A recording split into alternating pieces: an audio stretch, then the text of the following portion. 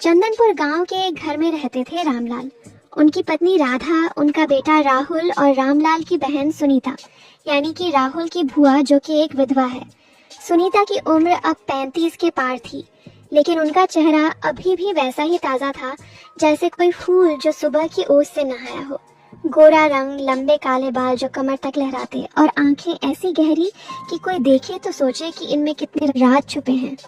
उनकी मुस्कान में एक मिठास थी, लेकिन आंखों में एक उदासी जो कभी कभी झलक जाती।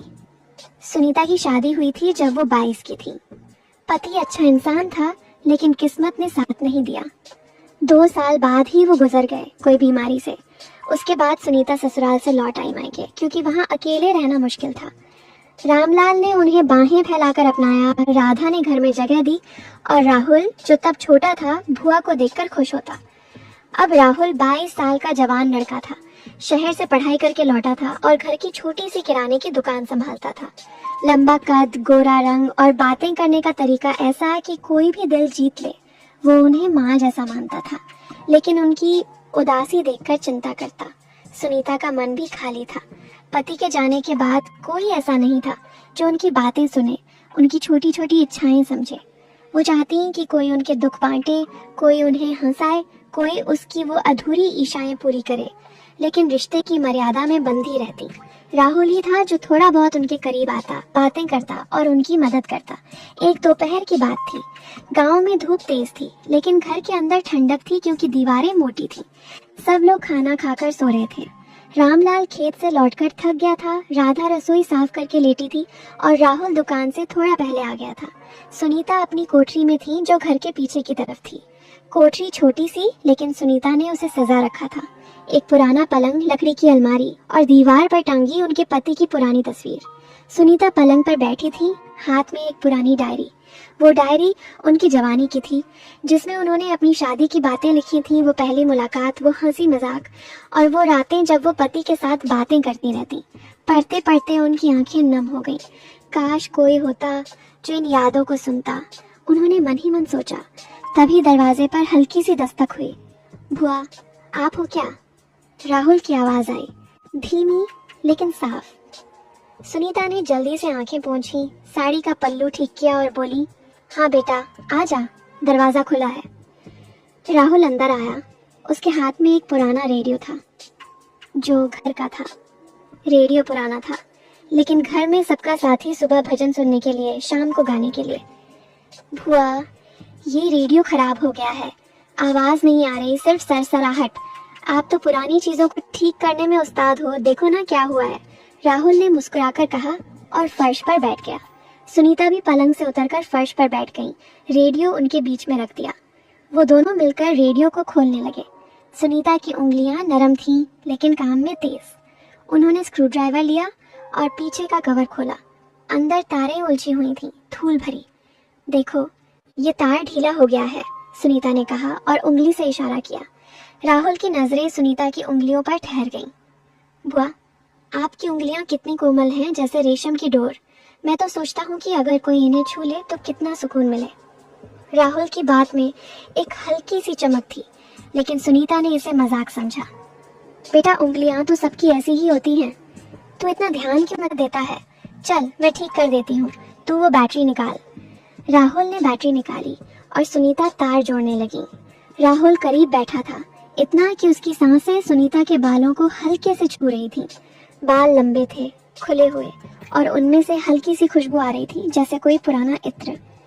बुआ, आपके बाल कितने लंबे और चमकदार हैं। मैं तो सोचता हूँ कि अगर कोई इनमें उंगलियां फेर ले तो सारी थकान उतर जाए, राहुल ने फिर कहा। उसकी आंखों में एक अजीब सी चमक। सुनीता ने सिर उठाकर देखा, लेकिन हंसकर बोली, राहुल, तू बड़ा शरारती हो गया है। बाल तो बाल हैं, अब रेडियो पर ध्यान दे। देख, ये स्विच भी गंदा है, साफ कर। उन्होंने एक कपड़ा दिया और राहुल साफ करने लगा।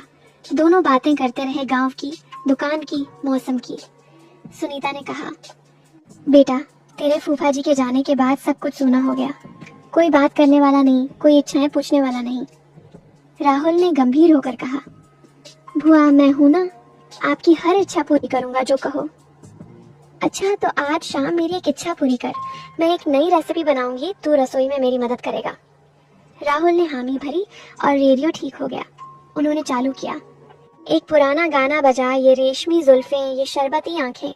दोनों हंसे और दोपहर ऐसे ही बीत गई। शाम ढल रही थी। गांव में सूरज डूब रहा था, आसमान लाल हो गया था। घर के चूल्हे में आग जल रही थी। राधा सब्जी काट रही थी, लेकिन सुनीता ने कहा, भाभी आज मैं बनाऊंगी, राहुल मदद करेगा। राधा हंसी, ठीक है बहन, मैं तो थक गई हूँ। सुनीता और राहुल रसोई में लग गए। रसोई छोटी थी लेकिन साफ सुथरी। सुनीता आटा गूंथ रही थी। उनके हाथ आटे से सने हुए थे लेकिन मजबूत लग रहे थे। राहुल पास में खड़ा था, सब्जियां धो रहा था।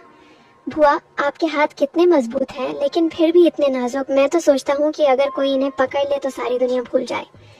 राहुल की बात फिर वैसी ही। सुनीता ने चुटकी ली। तू भी ना, हमेशा ऐसी बातें, हाथ तो काम करने के लिए हैं। चल ये प्याज काट।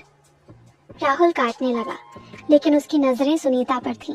सुनीता की साड़ी का पल्लू थोड़ा सरक गया था क्योंकि हाथ व्यस्त थे।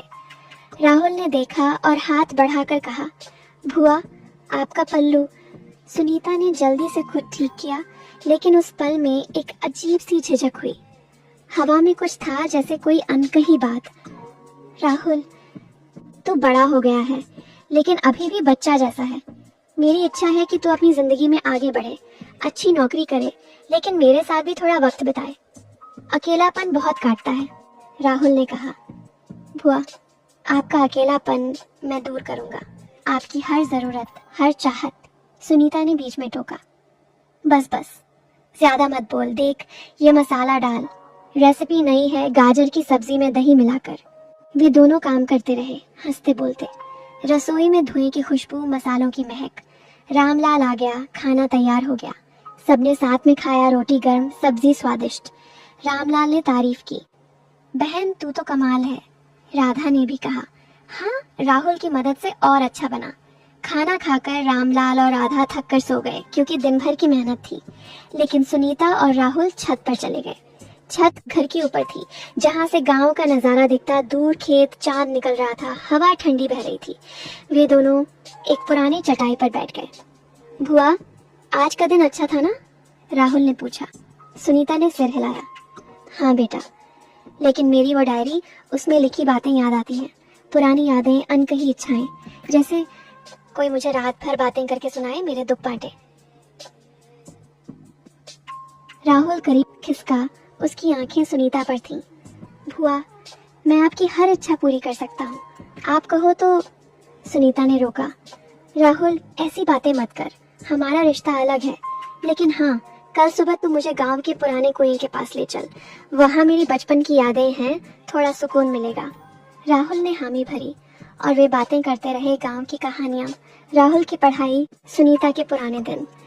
रात गहरा गई, चांद ऊपर आ गया, तारे चमकने लगे। सुनीता ने कहा, बेटा अब सो जा, कल सुबह जल्दी। राहुल नीचे उतरा, लेकिन उसके मन में कुछ था। अगली सुबह सूरज निकला, गांव में मुर्गों की आवाजें। सुनीता तैयार हुई, साड़ी पहनी, बाल बांधे। राहुल इंतजार कर रहा था। चल बुआ, वो बोला। वे दोनों घर से निकले, गलियों से गुजरते हुए कुएं की तरफ। कुआं गांव के बाहर था, पुराना, चारों तरफ दीवारें टूटी हुई, काई जमी हुई। आसपास पेड़ थे, छाया थी। राहुल ने सुनीता का हाथ पकड़ा क्योंकि रास्ता ऊबड़ खाबड़ था। बुआ फिसल मत जाना, आपका हाथ कितना गर्म है, जैसे कोई आग जल रही हो अंदर। मैं तो सोचता हूँ कि अगर मैं इसे हमेशा पकड़े रहूं तो। सुनीता ने हल्के से हाथ छुड़ाया, लेकिन मुस्कुराई। तू भी ना, हमेशा मजाक। देख ये कुआं, यहाँ मैं बचपन में खेलती थी, दोस्तों के साथ पानी भरती, हंसती खेलती। वे दीवार पर बैठ गए। सुनीता ने पुरानी बातें बताई, कैसे वो स्कूल जाती, कैसे शादी हुई। राहुल सुनता रहा।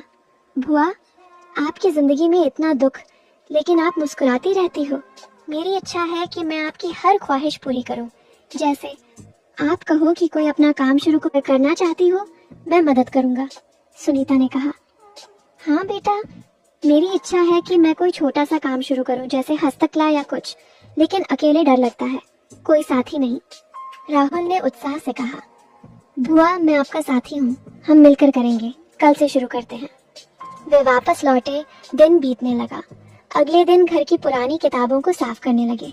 अलमारी ऊंची थी, सुनीता चढ़कर किताबें निकाल रही थी, राहुल नीचे से पकड़ रहा था। बुआ, आपका बदन कितना लचीला है, जैसे कोई नाचने वाली डांसर। मैं तो सोचता हूँ कि अगर कोई आपको सहारा दे तो सारी थकान दूर हो जाए। सुनीता ने हंसकर कहा, सहारा तो दे रहा है ना, किताबें साफ कर। मेरी इच्छा है कि हम इन किताबों से कुछ नया सीखें, जैसे हस्तकला। किताबें साफ हुई और वे हस्तकला शुरू करने लगे। सुनीता कागज से फूल बनाती, राहुल रंग भरता। उनके हाथ आपस में छूते, नजरें मिलती। बुआ, आपकी आंखें कितनी गहरी हैं, जैसे समंदर। कोई डूब जाए तो निकलना मुश्किल। सुनीता ब्लश करती। राहुल, ऐसी बातें, लेकिन हाँ, मेरे मन में भी एक गहराई है जो कोई समझ नहीं पाता। तू समझता है ना मेरी अनकही बातें। फिर दिन ऐसे ही बीतते गए। वे दुकान पर साथ जाते। राहुल सुनीता को मदद करने कहता। बुआ, दुकान पर आओ, थोड़ा समय कटेगा। सुनीता जाती, ग्राहकों से बातें करती। एक दिन दुकान पर बैठे थे, शाम का वक्त। बुआ, आपकी मुस्कान देखकर ग्राहक ज्यादा आते हैं। मैं तो सोचता हूँ कि अगर कोई आपकी मुस्कान हमेशा देखे तो। सुनीता ने टोका। बस, दुकान संभाल। मेरी इच्छा है कि तू अच्छा बिजनेस करे। शाम को आंगन में बैठे गाने गुनगुना रहे थे, पुराने गीत, जैसे आज जाने की जिद न करो। सुनीता ने कहा, राहुल, मेरी एक इच्छा है, कोई मेरे साथ रात भर बातें करे, मेरे दर्द सुने, मेरी इच्छाएं समझे। राहुल ने कहा, बुआ, आज रात मैं आपके साथ रहूंगा, बातें करूंगा। फिर रात हुई, घर सो गया। सुनीता की कोठरी में वे दोनों, राहुल बिस्तर के एक किनारे पर, सुनीता दूसरे पर। लालटेन जल रही थी, हल्की रोशनी। वे बातें करने लगे, सुनीता के सपने, राहुल की योजनाएं। बुआ, आपका बदन इतना कोमल लगता है, जैसे कोई बादल। मैं तो सोचता हूँ कि अगर। सुनीता ने सख्ती से कहा। राहुल, रुक, ऐसी बातें मत कर। हमारा रिश्ता पवित्र है, सिर्फ बातें, दुख बांटना। वे रात भर बातें करते रहे, सुनीता के पति की यादें, उनके अधूरे सपने। राहुल सुनता, सांत्वना देता। सुबह हुई, लेकिन बॉन्डिंग मजबूत हो गई। कई दिन ऐसे बीते। वे गांव घूमते, पुरानी जगह देखते। राहुल की बातों में हमेशा उसकी तारीफ होती, लेकिन सुनीता रोकती। फिर एक दिन आंगन में बैठे थे, राहुल ने कहा, बुआ, मैं आपसे कुछ कहना चाहता हूँ। मैं आपको बहुत पसंद करता हूँ, लेकिन। सुनीता का दिल धड़का। क्या वो वैसा ही सोच रही थी? राहुल ने जारी रखा, जैसे एक माँ को पसंद करता हूँ। मैं जानता हूँ आपकी अधूरी इच्छाएं, आपका अकेलापन, इसलिए मैंने आपके लिए एक रिश्ता ढूंढा है। मेरे दोस्त का चाचा विदुर है, अच्छा इंसान, शहर में नौकरी करता है। वो आपको खुश रखेगा, आपकी हर इच्छा पूरी करेगा। सुनीता हैरान रह गई, आंखों में आंसू आ गए। राहुल, तूने मेरे लिए इतना सोचा? मैं सोचती थी कि तू, लेकिन तू तो मेरा सच्चा भतीजा है। राहुल हंसा। बुआ, हमारा रिश्ता हमेशा पवित्र रहेगा। मैं सिर्फ आपकी खुशी चाहता हूँ। बात पक्की हुई। सुनीता की दूसरी शादी हुई। नया पति अच्छा था, सुनीता खुश हो गई। राहुल ने घर संभाला, अपनी पढ़ाई जारी रखी। गांव में सबने तारीफ की कि रिश्ते की जो राहुल के पिता नहीं कर पाए, वो राहुल ने कर दिखाया।